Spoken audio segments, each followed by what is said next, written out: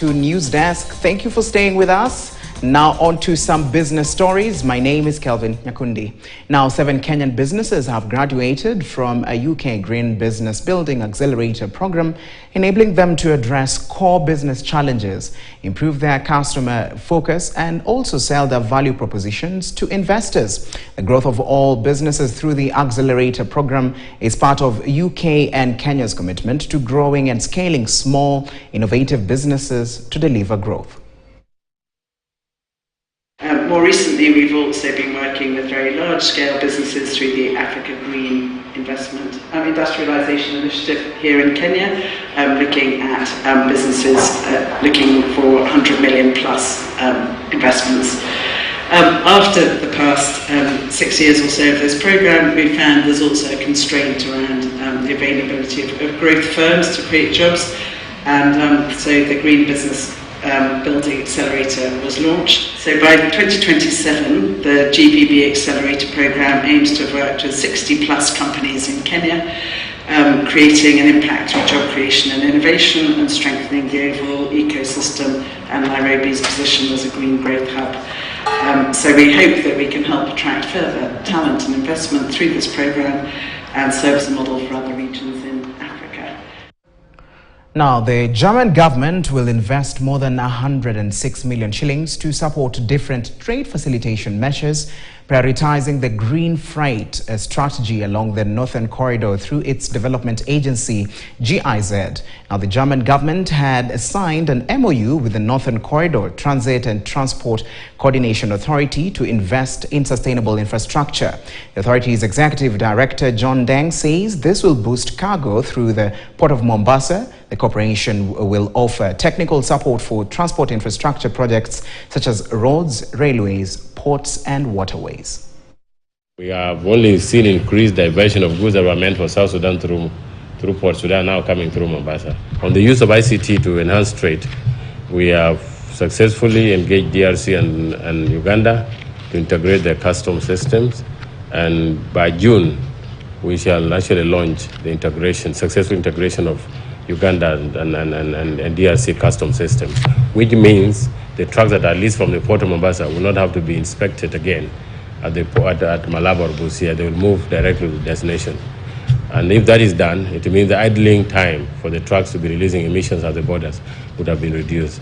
The signing of the MOU and the content of the MOU also reflect the commitment of both our institutions to international sustainable development agendas, such as the UN SDGs, the Agenda 2030, and the Addis Ababa Action Agenda.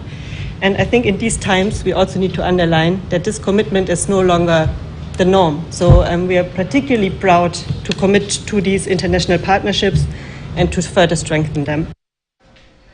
Now, for the past 2 years, business owners across the country have been facing an uphill battle. High taxes, rising operational costs, and decreasing customer purchases, leading many to close shop. The businesses are calling on the government to prioritize the common mwananchi on the budget for the next financial year. Our reporter Wanjiku Wanjiru with the details.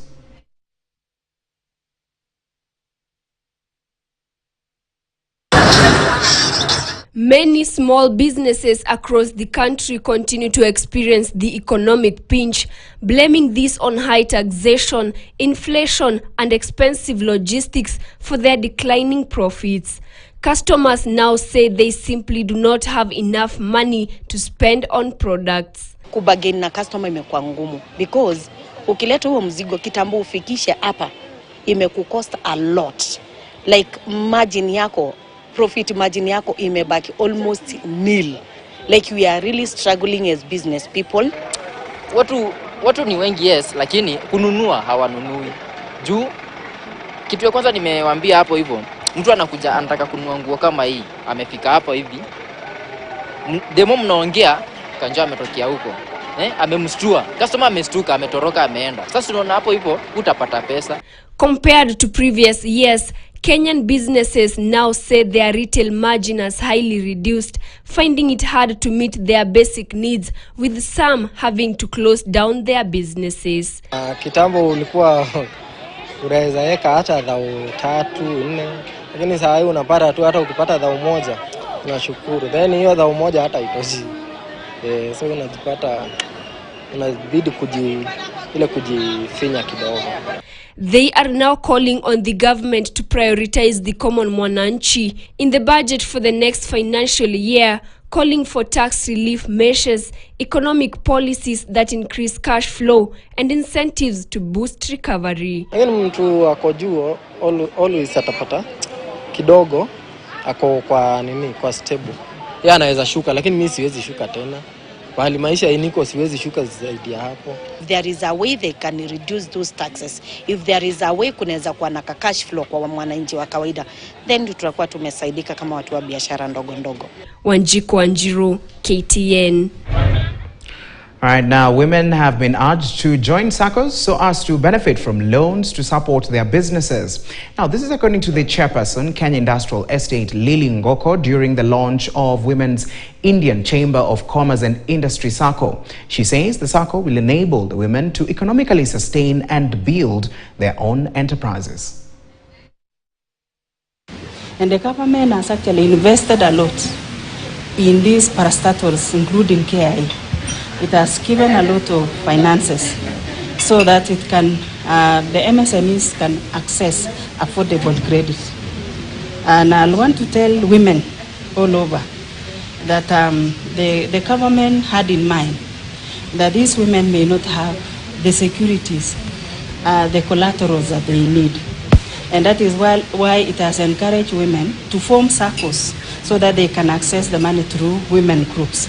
It has also encouraged women to form groups so that they can access group loans in Kenya Industrial. Right now, the ease and cost of doing business in Kenya remains the biggest existential threat to the growth of retail business, as the Retail Trade Association of Kenya, RETRAC, now turns to the government seeking intervention. According to RETRAC CEO Wamboi Mbarire, speaking during the inaugural Retail Summit, the government needs to harmonize costs charged to retailers who move their products from county to county, adding that some county governments are charging exorbitantly for goods and branded vehicles that pass through their jurisdiction. And from a visa standpoint, we are cognizant of that. Two things that I do not think a country can grow on a strong agriculture and a strong manufacturing if it doesn't have a strong retail. Retail is the connection between the consumer and the producer. Right at the beginning, we found that we had created 47 counties, but they were now operating like 47 countries. So moving a product from one to the other was a very significant challenge at the beginning. It still remains a challenge with some counties up to now. So if the national government and the county government can have a conversation that allows them to align the policies, one, it creates predictability. So when you're going to a certain county, you already know what the rates will be. A government looks at bigger policies, and us as retailers, how do we create a framework ourselves such that we become strong independently, create an ecosystem and a network within ourselves so that we can grow. Right now, Kenya has stood out as a key trading partner for Malaysia as the Asian country is exploring a larger market for its palm oil. Malaysia being the world's second producer of palm oil, Kenya imports a majority of crude palm oil from the nation. According to regional manager for Malaysian Palm Oil Council, due to decreasing land size for large plantation, Malaysia now views Kenya not only as a gateway to export palm oil to the rest of the East African market, but also a fertile ground to plant more trees to boost its production. We see that Kenya could be potentially our gateway to get into East African community. We see a lot of potential in Kenya's manufacturing-driven economy. It's one of the most advanced in the African market. So we foresee that we can able to address some of the key issues that Kenya is facing currently in terms of supply gap, food security, food and nutritional aspects, and so on. Malaysia is putting on an export duty of 10% on crude oil. They want to refine the product. They want to keep the jobs there, and they're trying to make sure that they send us refined oils.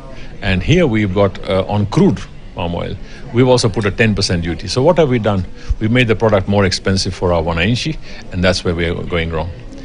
Today, as we speak, about 90% of our oils are still imported, right, as crude, and we process them here. But they're 100%, probably 99% locally processed in factories. There's manufacturing going on here. End of this vision of business this afternoon. My name is Kelvin. Nyakundi. Stick around. Robinson of Kenya is coming up next. The latest in the world of sports. Yes.